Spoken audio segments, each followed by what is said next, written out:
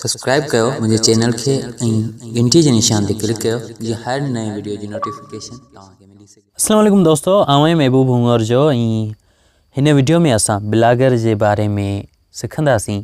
Blogger कीअं ठाहिजे, ही ख़ासि करे उन्हनि दोस्तनि जे लाइ आहे जिन खे ब्लॉगर जी बेसिक नॉलेज न आहे। ही वीडियो ख़ासि करे बिगिनर्स जे लाइ आहे जेके तमामु नवां आहिनि, नवां दोस्त ब्लॉगर जे बारे में कुझु बि नथा ॼाणनि, उन्हनि जे लाइ आहे। ऐं काफ़ी सारनि दोस्तनि चयो त ब्लॉगर कीअं ठहंदो आहे ऐं ब्लॉगर ते पोस्ट वग़ैरह कीअं थींदी आहे, उन लाइ ही वीडियो मूं ठाही आहे।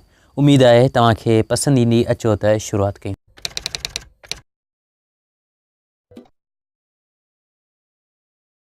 सभ खां पहिरीं तव्हांखे अचिणो पवंदो पंहिंजे कंहिं ब्राउज़र में। मिसाल तौरु तव्हां वटि क्रोम, फायरफॉक्स को ब्राउज़र आहे, उनखे ओपन करे गूगल ते अचो या तव्हां ते ब्लॉगर में सर्च करे वठो मथे www.blogger.com या वरी गूगल ते अचण खां पोइ हिते क्लिक कयो ऐं हेठि तव्हांखे हिकु ऑप्शन मिलंदो, मोर ते क्लिक कयो।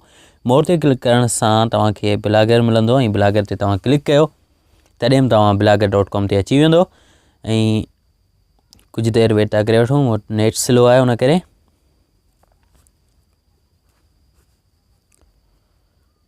ओके, ही मुंहिंजे साम्हूं कुझु अहिड़ो इंटरफेस शो थियो आहे। ही गूगल जा कुझु पॉलिसियूं आहिनि ऐं गूगल जे बारे में कोई गाइड आहे थोरी, हिनखे असां क्लोज़ कंदासीं, डिसमिस कंदासीं। बहरहाल ही तव्हां पढ़ी वठो त वधीक बहितर रहंदो।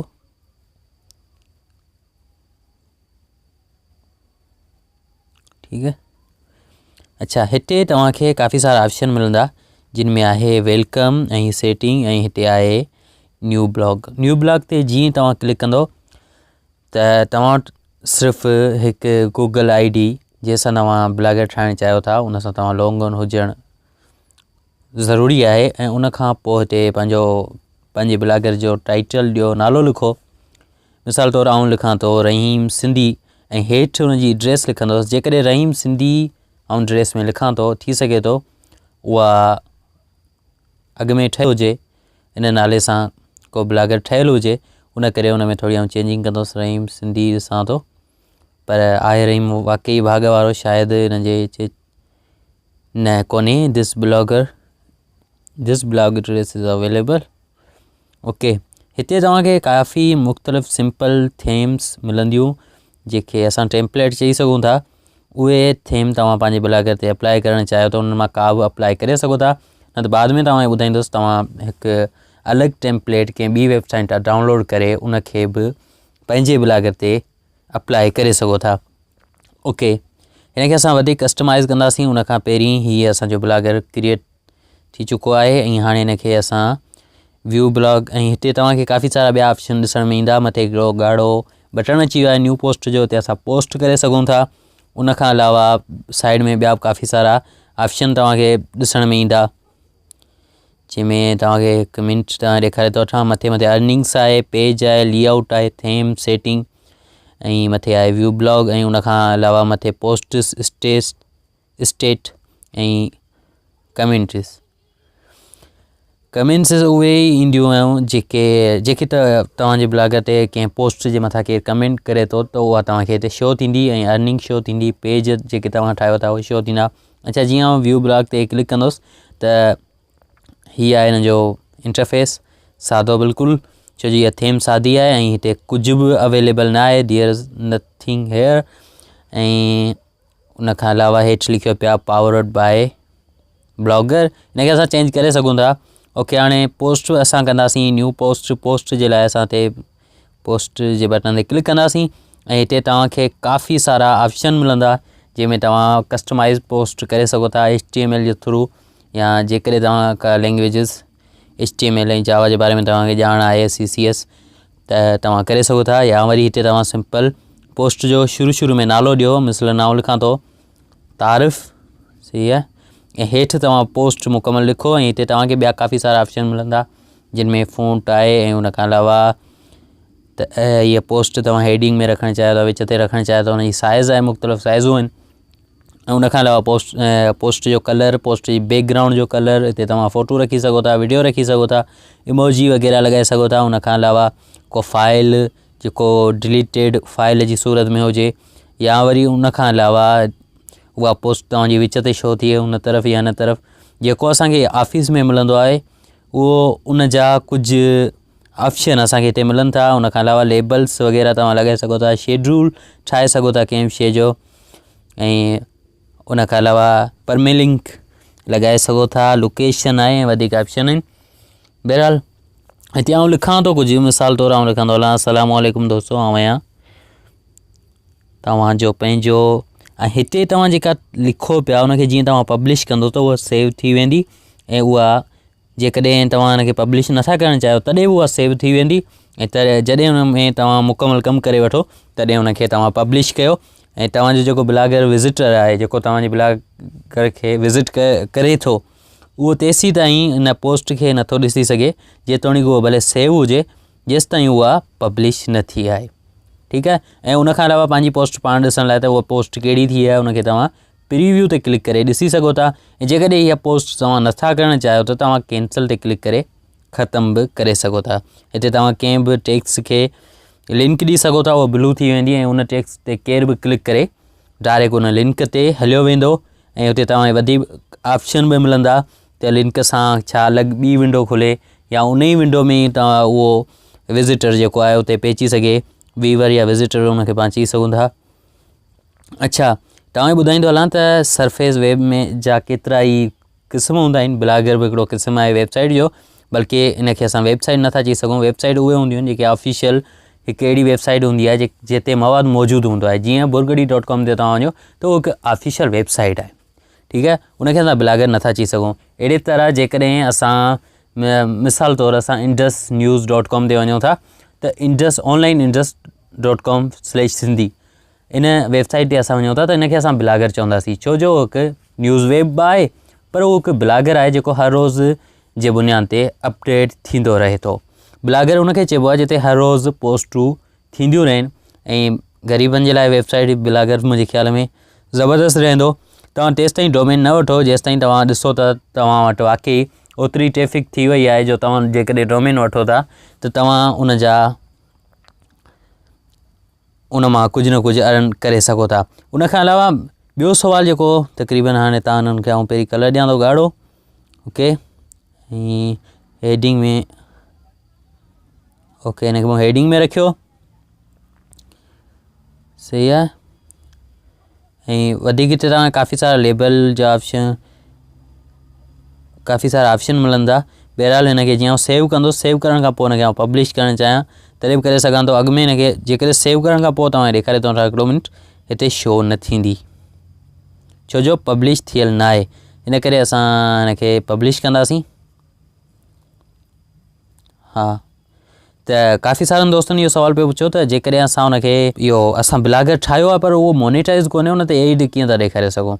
त भाउ पहिरीं ॻाल्हि त ब्लॉगर ते तव्हां जेकॾहिं पंहिंजो पर्सनल कमु कयो था त तव्हां हुनखे मोनेटाइज़ करे सघो था। उते तव्हां एडसेंस जा ॾेखारे सघो था। हीअ ॾिसो, जीअं मूं हुनखे रिफ्रेश कयो तव्हांजे साम्हूं हीअ अची वियो पहिरीं पोस्ट। हिते कंहिं कमेंट कोन कई आहे ऐं बिल्कुलु सादो टेम्पलेट आहे। हिनखे वधीक असां कस्टमाइज़ कंदासीं अॻी वीडियो में।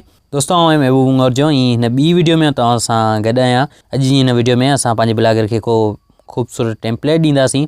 उन लाइ असां सर्च कंदासीं फ्री ब्लॉगर टेम्पलेट्स। तव्हांखे गूगल जी सर्च में काफ़ी सारियूं वेबसाइटूं शो थींदियूं जिन तां वञी करे तव्हां काफ़ी सारा टेम्पलेट फ्री में डाउनलोड करे सघो था। पर उन्हनि में हिकिड़ो मसइलो हूंदो, हिकिड़ो मसइलो इहो अथव हुते जेका एड हूंदा, जेके एडवर्टाइज़मेंट हूंदी आहे, उहा उन ब्लॉगर तव्हांजी कोन हूंदी बल्कि उन्हनि जी हूंदी जंहिंजो उहो टेम्पलेट ठहियलु आहे।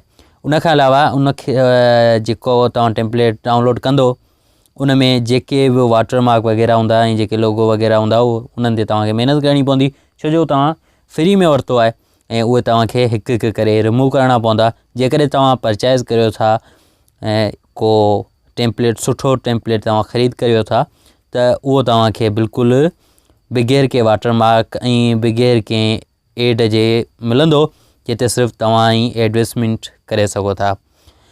त एडवर्टाइज़मेंट जा काफ़ी सारा ॿिया तरीक़ा आहिनि। सिर्फ़ु गूगल एडसेंस कोन्हे, पैसा कमाइण जा तक़रीबन उन खां वधीक अलाए केतिरा तरीक़ा आहिनि जेके यूज़ करे तव्हां पैसा कमाए सघो था। काफ़ी सारियूं वेबसाइटुनि तां हिकिड़ो शॉर्ट लिंक मिलंदो आहे जेको रखी करे तव्हां कंहिं प्रोडक्ट जो रिव्यू करे सघो था पंहिंजे ब्लॉगर ते। उन खां अलावा अमेज़ॉन आहे ऐं ॿिया बि काफ़ी सारा अहिड़ा प्लेटफॉर्म आहिनि जेके तव्हांखे बाक़ाइदा मौक़ो ॾियनि था त तव्हां असां जा प्रोडक्ट खणी करे पंहिंजे ब्लॉगर ते शो कयो। ऐं उन खां अलावा जेकॾहिं तव्हां गूगल ते सर्च कंदो त तव्हांखे काफ़ी अहिड़ियूं वेबसाइटूं मिली वेंदियूं जेके पंहिंजा एड ॾेखारणु चाहिनि थियूं ऐं उहे एड तव्हां पंहिंजे ब्लॉगर ते शो कराए सघो था। त हीअ जेको आहे एडवर्स्ट जे नाले सां हीअ टेम्पलेट मूंखे सुठो लॻो आहे, हिन खे आउं डाउनलोड कंदुसि। जीअं मूं डाउनलोड ते क्लिक कयो त इहो डाउनलोड थी वियो, अञा ताईं कोन्ह थियो आहे। बहरहाल हीअ मूंखे हुनजी ऑफिशियल वेब ते वठी आयो हो जंहिंजो नालो आहे सी मेक ब्लॉगर थीम, छा नालो हुनजो, ब्लॉसम थीम अलाए छा ईअं कीअं नालो आहे। बहरहाल जेकॾहिं हिनखे तव्हां ख़रीद करणु चाहियो था त इहो तक़रीबन $19 जी आहे।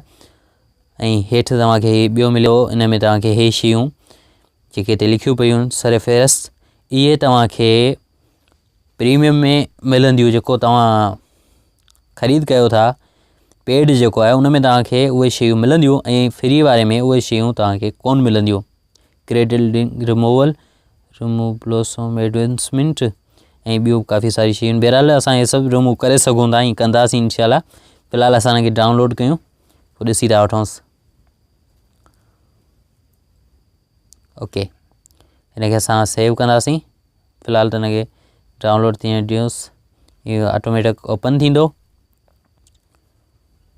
हीअ अची वियो असांजे साम्हूं, हीअ उहो फोल्डर। ओके, हिनखे मूं एक्सट्रैक्ट करे रखियो आहे हिकिड़े ॿिए फोल्डर में। ऐं हाणे असां ईंदासीं पंहिंजे ब्लॉगर में, ऐं ब्लॉगर ते अचण खां पोइ असां थीम ते क्लिक कंदासीं। थीम ते क्लिक करण सां तव्हांजे साम्हूं कुझु अहिड़ो इंटरफेस ईंदो। ऐं हाणे तव्हां छा कयो, जो मथे बैकअप एंड रीस्टोर लिखियलु आहे इन ते क्लिक कयो। ठीकु आहे, हीअ मोबाइल जो प्रीव्यू आहे ऐं हू डेस्कटॉप जो। तव्हां हेठि ॾिसी सघो था, ॿियूं तव्हांखे काफ़ी सारियूं थीमूं मिली वेंदियूं, उहे जेके ब्लॉगर जूं हूंदियूं आहिनि। हाणे असां बैकअप रीस्टोर ते क्लिक कंदासीं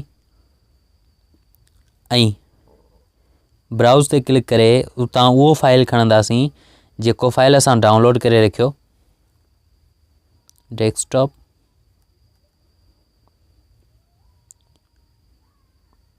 ऐं किथे आहे, हीअ यादि रहे हिन में ॿिया काफ़ी सारा फाइल आहिनि, पर तव्हां XML फाइल खणो। हीअ जेको ब्लॉसम थीम आहे हिनखे तव्हां ओपन कयो कोन थींदी।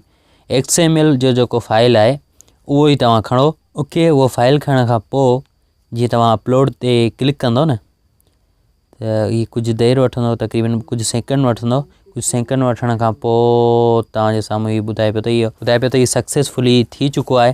हाणे तव्हां जीअं व्यू ब्लॉग ते क्लिक कंदो तव्हां हुनखे ॾिसी सघो था त हीअ कहिड़ो थियो आहे। बहरहाल असां ॾिसूं था, हिते असां अॻु में ई हिनखे सिर्फ़ु रिफ्रेश कंदासीं। असां अॻु में ई ब्लॉगर खोले रखियो आहे, त हिनखे रिफ्रेश करण सां हिन जा रुगो एड अची विया। बहरहाल हिनखे असां आहिस्ते आहिस्ते चेंज कंदासीं। हीअ ॾिसो त हीअ चेंज थी चुको आहे। ऐं असां जेकी पोस्ट कई असां केॾांहुं वई, मिंट हीअ अची वई असांजी पोस्ट जेकी आहे हिन पोज़ीशन में आहे। हिन में असां CCS सिंधी फ़ॉन्ट लॻाईंदासीं, हुनजो CCS जो कोड ऐं वग़ैरह वग़ैरह। हे तव्हां ॾिसी सघो था, हीअ सभु रुगो एडवर्टाइज़मेंट आहे ऐं ब्लॉगर घटि रुगो एडनि जो घर थी वियो आहे। ओके, ही तव्हां ॾिसी सघो था त इन खां वधीक हिनखे कस्टमाइज़ कंदासीं अॻी वीडियो में।